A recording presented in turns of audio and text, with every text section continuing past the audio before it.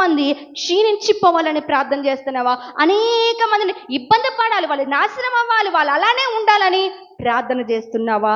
నీ ప్రార్థన ఎలా ఉంది? దేశం మంచి కోరే విధముగా ఉందా? నీ కుటుంబం మంచి కోరే విధముగా ఉందా? ఒక ఎబ్బేజు ప్రార్థన నీలో ఉందా? ఒక దానియేలు ప్రార్థన నీలో ఉందా? ఈ రోజున నీ ప్రార్థన ఏ విధముగా ఉంది? ఆయన వృద్ధి పొందిస్తానంటున్నాడు.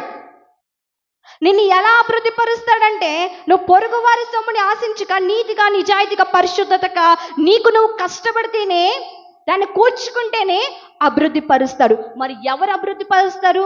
దేవుడే నిన్ను అభివృద్ధి పరుస్తాడు. అభివృద్ధి పరిచిన వ్యక్తి ఏ విధంగా ప్రార్థన చేశాడు?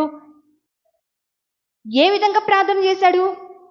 అయ్యా, ఏ కీడు నాకు కాదు, మా కుటుంబానికి, మా దేశానికి, మా రాష్ట్రానికి, మా